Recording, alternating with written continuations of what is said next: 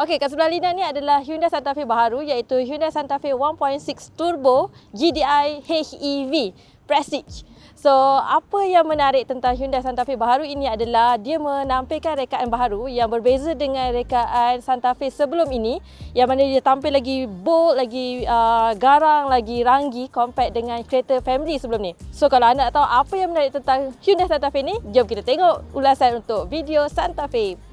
Okey, untuk bahagian hadapan, Hyundai Santa Fe ni menggunakan bentuk lampu yang baru yang berbentuk H dan juga grill baharu yang ini lebih menonjol lah compare dengan design sebelumnya. Okey, kalau anda lihat Santa Fe baru ini dia tampil dengan design lebih kotak, lebih panjang dan ia menggunakan tayar sebesar 20 inci untuk Prestige, manakala Prime menggunakan tayar sebesar 18 inci. Okey, untuk bahan api ia boleh tampung sehingga 67 liter yang mana ia saiz agak besar dengan kalau isi penuh sekitar 100 hingga 120 ringgit dan jarak pemanduan boleh mencapai sehingga 981 km. Okey, ini adalah bahagian belakang Santa Fe disebabkan ia adalah 1.6 Turbo GDI HEV, so dia ada logo hybrid kat bahagian belakang ni.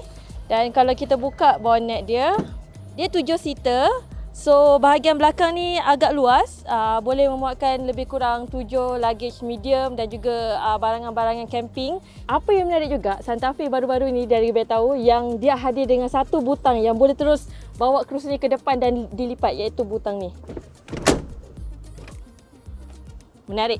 So dia ada roof rail juga untuk pemasangan extra boot dekat bahagian atas. Selain daripada dia fokus kepada keselesaan sewaktu perjalanan jauh, dia ada juga fokus kepada entertainment yang mana untuk Santa Fe ni hadir dengan 12 speaker Bose dan juga untuk keselamatan dia ada 10 airbag dan dekat steering ni sendiri ada macam-macam butang.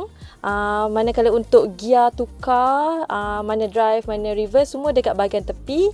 Lampu di bahagian kiri dan wiper di bahagian kanan. Tapi apa yang menarik, dekat bahagian tempat duduk, dia ada logo ikonik Hyundai yang baru iaitu H dekat, sama yang macam dekat lampu dengan dekat bahagian belakang tempat duduk lah. Untuk driver dan juga penumpang sebelah driver, dia ada ventilation seat. So kita boleh sejukkan atau panaskan seat kita.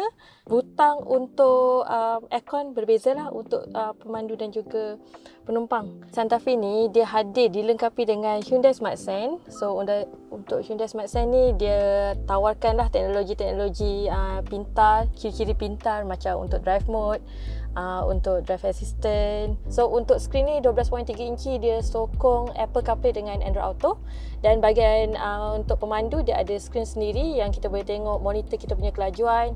Let's say kalau kita ada pasang any dia punya Smart Sense ke, Hyundai Smart Sense, dia akan paparkan dekat sini lah. So basically untuk drive mode dia ada 3, Eco, Sport and My Drive. So My Drive ni based on kita punya setting lah. Paling yang Lina suka dekat Hyundai Santa Fe ni, basically kalau kita bagi signal, dia akan keluar another camera yang dia boleh macam blind spot lah. Kiranya kalau macam ada part yang kita tak nampak ke, sebab kereta ni panjang sangat, so dia ada kita boleh ada kamera sensor yang kat tepi. Dan untuk cermin belakang dia guna kamera, so kita boleh tengok lah kamera ni macam mana. Okey, jadi tadi adalah beberapa perkara menarik tentang Hyundai Santa Fe ini. Bagi anda yang berminat, ia hadir dengan 3 varian, iaitu varian 1.6 Turbo yang didatangkan sama ada Prime atau Prestige dan juga 2.5 Turbo Calligraphy. Yang ini adalah model 1.6 Turbo GDI Prestige HEV.